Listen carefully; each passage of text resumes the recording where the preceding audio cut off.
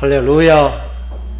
오늘도 우리를 죄에서 구원해 주시며 하나님의 자녀가 되게 하시고 또 하나님을 찬양하는 예배자 되게 하신 주님의 은혜에 감사와 영광을 올려드립니다.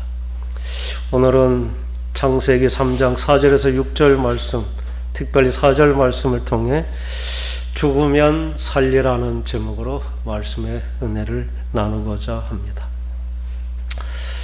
인간의 본성은 변할 수 있는 것일까요?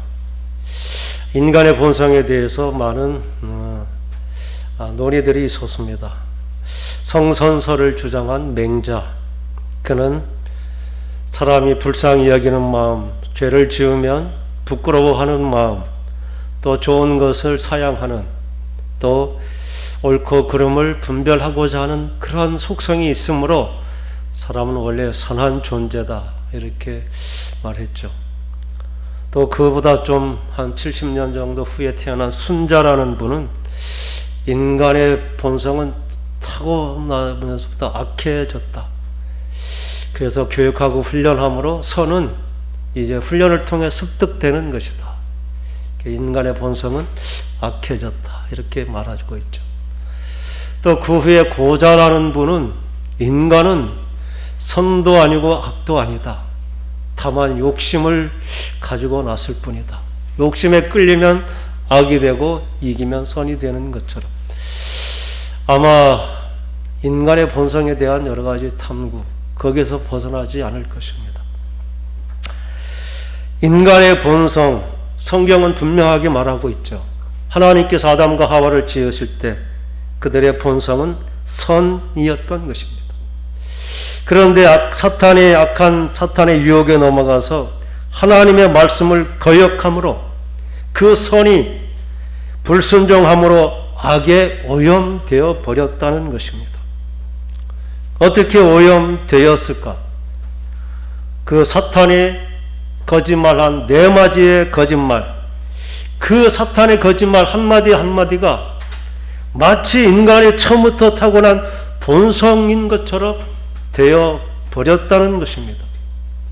원래 선이 아닌 악하게 되어버린 그 타락한 본성이 마치 인간의 고유한 타고난 성품으로 받아들여져 버리게 된 것. 이 변질된 성품이 얼마나 뿌리 깊고 악한 것인지 결코 선하게 바꿔지려고 하지 않습니다. 우리는 죄를 지음으로 그가 죄인이 되었을까요? 아니면 악하게 되어버린 죄의 본성을 타고났기에 그 본성에 의해서 우리가 악을 저지를 수밖에 없는 존재가 되었을까요? 성경은 그에 대해서 분명히 말씀하십니다. 근데 우리가 착각하는 것은 우리는 중심에 서 있어서 악을 선택할 수도 있고 선을 선택할 수도 있는 위치에 있다고 생각합니다. 그래서 내가 악을 선택하지 않았기에 나는 선하다, 죄가 없다, 이렇게 말하는 것이죠. 그러나 성경은 분명히 말합니다. 선과 악을 선택할 수 있는 그 중립에 서 있는 존재는 오직 아담과 하와 둘뿐이었고 그들만이 선을 선택할 수도 있고 악을 선택할 수도 있는 그 위치에 있었지, 아담 이후의 모든 사람은 이미 타고나면서부터 악에 오염되어 버려서 선과 악의 기준에 서 있을 자격조차 없는 존재. 우리는 처음부터 악함에 노출되어 있다는 것이 성경이 우리에게 말하는 것입니다. 그것은 이 변질되어 버린 선이 악하게 되어버려서 그 성품이 변하는 것이 얼마나 어려운 것인지 요즘 탁구를 쳐봅니다. 어떤 운동을 하면 분명히 나의 결점이 나타나게 되죠. 그거에 대해서 아는 사람이 가르쳐 줄 때 그게 쉽게 받아들여지지가 않습니다. 운동뿐만 아니라 운전도 정말 강사에 의해서 돈을 주고 배우면 쉽게 배울 수 있지만 부부끼리는, 아니 친구끼리는 잘 배워지지 않는 것이죠. 왜냐하면 내 본성을 거스르는 말을 할 때 그게 받아들이기가 너무 힘들다는 것입니다. 분노하게 되고 마음에 화가 생기고 좋은 관계가 깨어져 버리는 이 본성의 변화, 성품의 변화가 그만큼 어렵다는 것은 그게 바로 원래 선이었던 이 변화가 선에 의해서 변화된 것이 아니라 악의 영향에 의해서 변질되어 버렸기 때문에 그 악의 속성이 지배 아래에 있기 때문에 우리는 선하게 되기가 어렵다는 것입니다. 사람이 악하게 되는 것은 너무나 쉬워도 선이 악하게 되기는 참 어려운 것. 선은 선하기 때문에 모든 것을 쉽게 허용합니다. 그러나 악은 어떠한 수단과 방법을 써서라도 결코 그 자리를 내주지 않는 것이죠. 그것이 하나님과 사탄의 본질적인 차이입니다. 그것은 우리의 몸의 세포가 너무나 잘 보여줍니다. 우리의 몸의 건강을 지키는 NK세포라는 것이 있습니다. 이 세포는 우리 몸에 나쁜 바이러스가 침입하면 그 바이러스를 껴안고 같이 죽음으로 자신도 죽고 바이러스도 죽어서 몸의 건강을 지켜내는 것입니다. 그런데 악한 바이러스, 우리가 지금 고통하고 있는 코로나19나 특히 암과 같은 나쁜 바이러스는 우리 몸에 들어와서 결코 죽지 않는 것이죠. 자신의 형태를 바꿔가면서라도 어떻게든 끝까지 살아남고, 지금 코로나19의 이름이 알파, 베타, 감마 이렇게 하면서 오미크론까지 쭉 나열된 것은 그가 살아남기 위해서 자기의 존재의 형태를 바꿔가면서라도 어떻게든 끝까지 살아남는 이 악의 본질을 너무나 잘 보여주는 것입니다. 악은 끝까지 살아남고 자기는 살고 남은 사람은 다 죽게 하는, 이게 악의 변질된 이 선이 악하게 되어버린 본질입니다. 그 악이 어디에서부터 시작되었는가? 오늘 본문의 말씀은 그 분명한 증거를 말씀해 주십니다. 하나님의 말씀은 선악과를 먹지 말라, 말씀에 불순종하면 죽도록 하나님은 만드셨죠. 그러나 사탄은 불순종하여도 결코 죽지 않는다라고 이렇게 말합니다.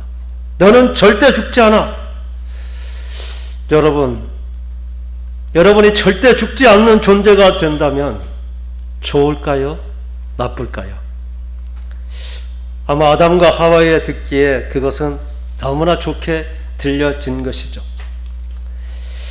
그런데 그 죽지 않는다는 말씀이 하나님의 말씀이었다면 정말 좋았겠지요. 그에 대한 모든 좋은 것을 주셨을 테니까요. 그런데 그 말은 하나님의 말씀이 아니라 사탄의 입을 통해 나타난 거짓말, 실상은 영원히 죽지 않는 생명을 보장해 주는 것이 아닌 것입니다.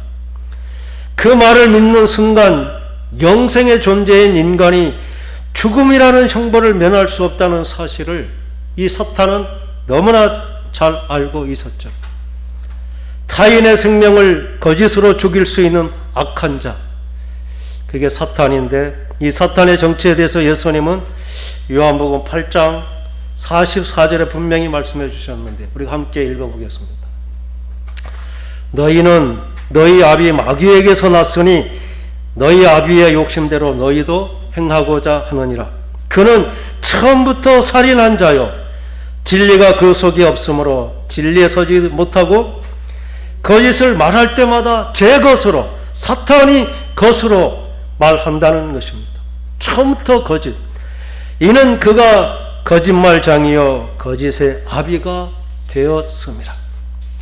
우리를 악하게 오염시킨 그 사탄은 처음부터 살인을 계획하고 거짓으로 처음부터 속여서 인간을 그렇게 죄에 빠지게 한 것입니다.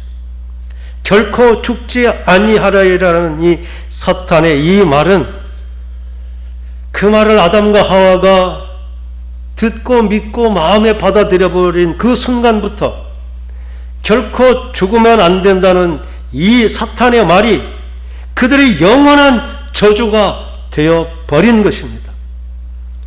인간은 이 저주에 매여서 죄와 사망의 종의 길을 가면서도 결코 그것이 죄로부터 시작된 오염되고 변질된 성품이라는 것을 깨닫지 못하고 영원히 그 저주의 사슬에 매여 서로에게 치명적인 고통을 주는 그 결과를 맺어가는 것입니다. 우리는 예수님께서 십자가에 대신 죽어서 해결하신 그 죄가 무엇인가? 왜 예수님은 죽어야 했는지 그 죄의 실상에 대해서 분명하게 보여주시는 것이죠. 결코 죽지 아니라는 이 저주, 예수님은 이 저주를 끊어주신 것인데, 이 죽지 않는다는 저주는 인간에게 어떻게 치명적인 그러한 문제를 일으키는가? 첫째, 우리는 죽으면 안 될 것처럼 살아야 된다는 것입니다. 결코 또 우리는 죽지 않는 존재처럼 영원히 살 것처럼 그렇게 살아야 된다는 것이죠. 또 우리는 죽으면 모든 것이 끝인 것처럼 죽지 않으려고 살아야 된다. 끝까지 어떻게 해서라도 살아남아야 된다는 것. 이게 사탄의 저주입니다. 이 사탄의 저주에 의해서 인간은 끊임없는 경쟁으로 내모는 것이죠. 1등만 기억하는 악한 세상. 그래서 지면 안 되고 모든 것이 앞서야 되고 반드시 이겨야 되고 이러한 것, 그게 사탄이 인간에게 내려준 저주인데 우리는 그것을 인간의 자연스러운 본능이고 그게 성공이라 여기며 이 저주를 마치 인간이 타고난 본성이요 운명처럼 받아들여 사는 것입니다. 이 죽으면 안 된다는 저주가 우리 마음에 가장 깊이 자리 잡은 곳이 바로 완고한 고집입니다. 어떤 목사님은 우리 마음에 사탄의 거주하는 처소가 있는데 그게 곧 고집이라 이렇게 말씀하셨는데, 사탄이 저주를 끝까지 끊어내지 못하게 하는 것이 고집이므로 참 일리가 있는 말씀이라고 여겨집니다. 로마서는 이것을 분명하게 지적하고 있는데, 로마서 2장 4절에서 5절 말씀을 우리가 함께 읽어보겠습니다. 같이 읽겠습니다. 혹 내가 하나님의 인자하심이 너를 인도하여 회개하게 하심을 알지 못하여 그의 인자하심과 용납하심과 길이 참으심이 풍성함을 멸시하느냐. 다만 내 고집과 회개하지 아니한 마음을 따라 진노의 날 곧 하나님의 의로우신 심판이 나타나는 그날의 임할 진노를 내게 쏟는도다. 이 고집과 회개하지 아니한 말을 공동 번역은 이렇게 해석을 했습니다. 내 마음이 완고하여져서 회개할 마음을 갖지 못한다. 이 마음이 완고하게 굳어지는 것, 이게 결코 죽지 아니하리라는 사탄의 저주가 우리에게 가장 심각하게 나타난 것인데, 이 고집의 중심에 무엇이 있을까요? 그것은 내가 누구인데라는 자존심이라는 것이 그 고집의 중심에 있는 것입니다. 우리의 자존심은 무엇일까요? 그것은 내가 가졌던 어떤 최고의 정점, 그리고 내가 지켜왔던 그것이겠죠. 신념과 같은, 내가 1등을 했던 일, 내가 가정에서 가장 힘있는 자리에 있다는 것, 또 사회에서 얻은 명예나 상급, 또 타고난 어떤 매력적인 외모나 재능. 결국 인간의 자존심은 내가 가지고 소유한 그것이 내가 내세울 최고의 가치, 그것을 끝까지 지키려는 노력이 바로 고집의 중심에 있는 것입니다. 그러나 인간의 가치는 내가 가지고 누렸던, 내가 지키는 어떤 것이 결코 아닙니다. 성경은 분명하게 말합니다. 인간의 실체는 다만 한 줌의 흙, 먼지일 뿐임을 성경은 분명히 말씀하십니다. 내가 무엇으로 나를 치정하고 아무리 아름답게 꾸며도 인간의 본질적 가치는 흙일 뿐인 것, 그걸 인정하는 것. 인간의 참된 가치는 내가 가진 무엇이 아니라 그 먼지 같은 나를 하나님께서 빚으시고 하나님의 형상을 부여해 주시고 하나님의 대행자의 사명을 주심으로 흙이었던 내가 하나님의 형상을 닮은 존재가 되었다는 것, 이 사실이 내가 하나님께 어떤 존재가 되었는가, 이것이 우리가 가진 본질적인 자존심인 것입니다. 내가 하나님의 피조물이며 하나님의 유일한 작품이며 또 하나님께서 나를 사랑하시고 나와 동행하시며 나를 존귀케 하여 주셨다는 이 사실이 저와 여러분이 끝까지 지켜야 할 본질적인 자존심이 되는 줄 믿습니다. 이 자신의 본질이 무엇인지를 아는 첫 번째 사람이 아벨이었죠. 아벨은 하나님의 사랑을 입은 자였습니다. 하나님께 예배가 연락된 자. 그의 이름은 아벨. 한숨, 허무, 나는 흙과 같은 아무것도 아닌 존재, 그러나 하나님께서 나를 사랑하신다는 믿음을 가진 고백, 그게 바로 아벨이죠. 그런데 가인이라는 이름은 무언가 얻었다, 내가 가진 것으로 내가 나 되었다고 자신을 주장했던, 고집을 지켰던, 그게 가인의 모습인 것입니다. 이 땅에 그 고집을 대표하는 사람이 우리 가까운 데 있습니다. 그러나 아마 끝까지 이 자존심, 고집을 포기하지 못할 것이죠. 대표적으로 말할 수 있는 것이 바로 김정은 3부자 김정은일 것입니다. 북한이 가난해도 온 국민이 정말 처절한 가난 가운데, 고통 가운데 있어도 결코 자기들을 포기하지 못하는 것이죠.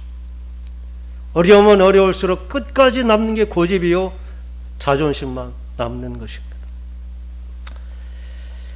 만약 그에게 하나님의 은혜가 임해서 공산주의가 실패했다는 것을 인정하고 우리들은 신이 아닌 다만 당신들과 똑같은 인간일 뿐임을, 우리가 잘못했다는 것을, 이 자존심을 죽이고 인정할 수 있다면 아마 북한은 우리나라뿐만 아니라 세계 우방의 도움을 받으면서 인권이 회복되고 부강한 나라가 될 수 있는 그 축복의 길이 있음에도 결코 그 고집을, 자존심을, 가장 나쁜 것을 가장 중요하게 여기는, 죽지 않으리라는 저주에 걸린 그 모습을 보여줍니다.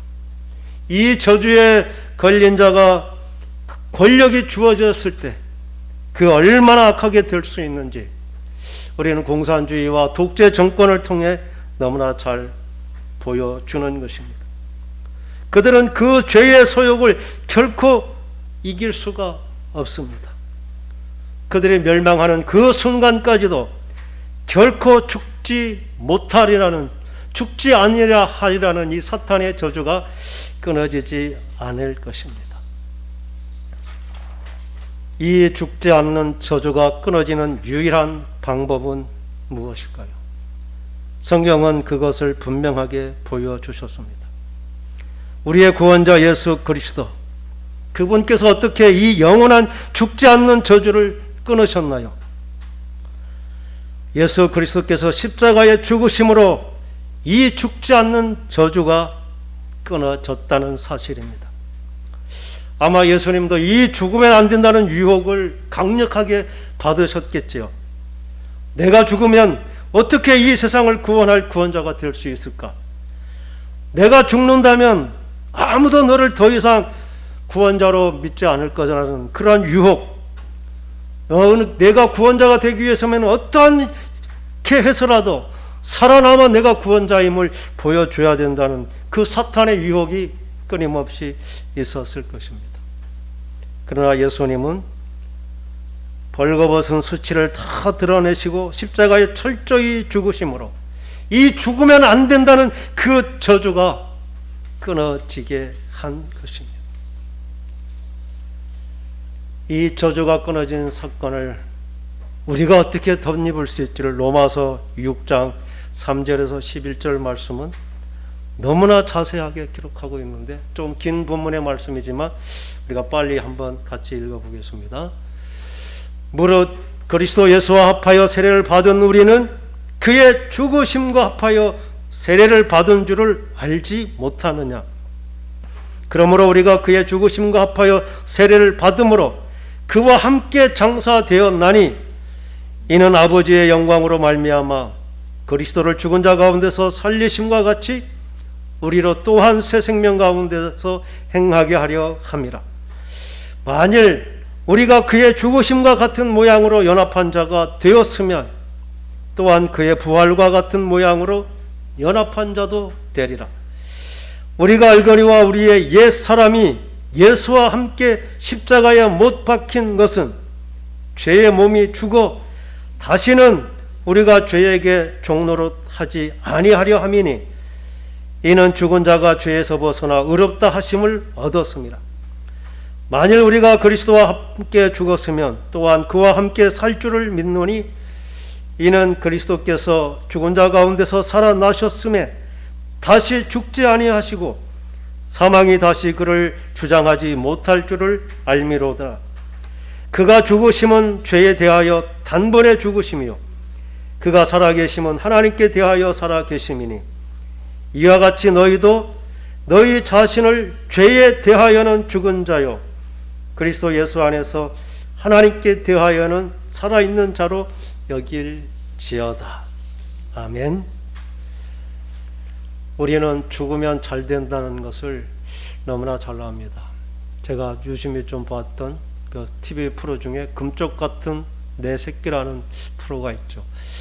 오은영인가 여자 교수님이 나와서 상처받은 아이들, 폭력적이고 아주 정말 파괴적인 행동을 하는 그 자녀들, 그 근본에는 부모가 받은 상처가 있었고 자신의 말을 무시하고 들어주지 않는 그 반항으로 정말 아이가 폭력적으로 되는 것이죠. 어떻게 치유될 수 있을까요?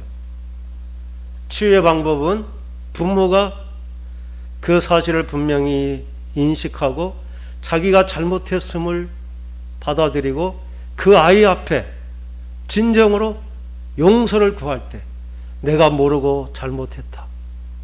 나를 용서해 다오. 이렇게 진심으로 고백하면 그 말을 들은 아이는 놀랍도록 그 말에 치유가 되는 것입니다. 그게 바로 죽는 것이죠.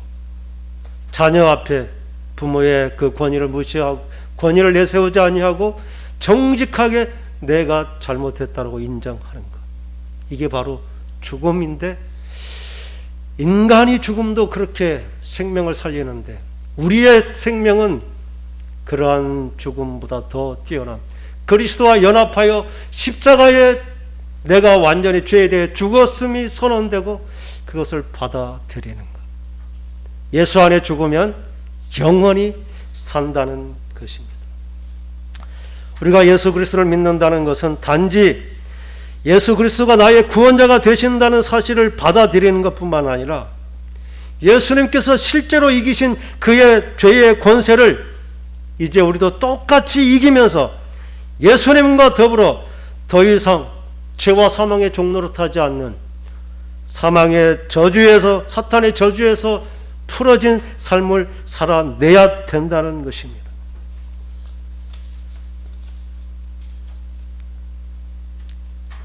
죽지 않는 저주를 우리가 지금 회복하는 것, 이게 사탄의 근본적인 죄의 뿌리. 우리는 예수 그리스도 십자가를 통해 이미 회복된 그 자격을 얻었음에도 여전히 우리 것이라고 주장하지 못하고 이 오염된 그 본성이 끄는 대로 그냥 죽지 않고 사는 이 부끄러운 삶을 이제는 끝낼 수 있는 저와 여러분 될 수 있기를 간절히 축원합니다. 이 죽지 않는 저주를 끊어내는 말이 있습니다. 함께 해보겠습니다. 미안해. 따라서 한번 같이 해주십시오. 미안해. 내가 잘못했어. 용서해줘. 더 정중하게 한번 해보겠습니다. 죄송합니다. 내가 잘못했습니다. 용서해 주세요. 이 말은 약한 자의 실패의 언어가 아닙니다. 저주를 이긴 자가 강한 자의 자리에서 약한 자에게 할 수 있는, 저주를 이긴 자들이만이 할 수 있는 믿음의 언어, 자신을 죽일 수 있는, 그래서 자신의 죽음으로 더 이상 그 고통이 유전되지 아니하고 끝날 수 있는, 저주의 사슬이 끊어지는 역사를 이루는. 그래서 이 은혜를 깨달은 어떤 목사님은 자신의 잘못에 대해서 무릎을 꿇고 자녀 앞에 내가 잘못했다고 할 때마다 고백하는 것. 아무것도 아닌 것 같지만 진심을 담은, 분명히 자신의 잘못을 인정하고 아버지라는 권위를 죽이고 자식 앞에서라도, 또 낮은 자리에 있는 사람 앞에서도 분명히 사과할 수 있는 이 죽지 않는 저주를 끊어내는 것. 그로부터 더 이상 이 저주의 사슬이, 저주의 유전이 물려지지 않는 것입니다. 상처받은 우리의 가족, 또 우리의 동료들, 어쩌면 우리는 이것이 저주인지도 모르고 죽으면 안 된다는, 내가 누군데, 내 체면이 뭔데, 내 자존심이 뭔데라는 이 죽지 못한 나의 그 성품이 얼마나 많은 고통을 만들었는지, 예수 그리스도께서 친히 십자가에 죽으심으로, 죄의 반응에 대해서 죽음으로, 죄의 저주에 대해서 죽음으로 더 이상 저주가 물려지지 않는, 지금까지는 이 저주 때문에 우리는 어쩔 수 없이 죄와 사망의 종로를 타며 끝없는 불행을 만들어냈지만, 이 저주가 끊어짐을 선언하고 그렇게 실천하는 우리들에게는 이제 예수 그리스도와 의와 생명 안에서 생명을 살리고 함께 기쁨을 만들어내는 희망의 사람, 하나님의 통치의 대행자에 걸맞는, 내가 있는 곳에 화평이 일어나고 새로운 용기가 생기고 함께 일으킴을 받는 수많은 생명들이 살아나는 역사, 이 저주가 끊어진 우리로부터 시작될 줄 믿습니다. 그러한 위대한 죄를 이긴 삶을 사는 저와 여러분 될 수 있기를 간절히 축원합니다. 기도하겠습니다.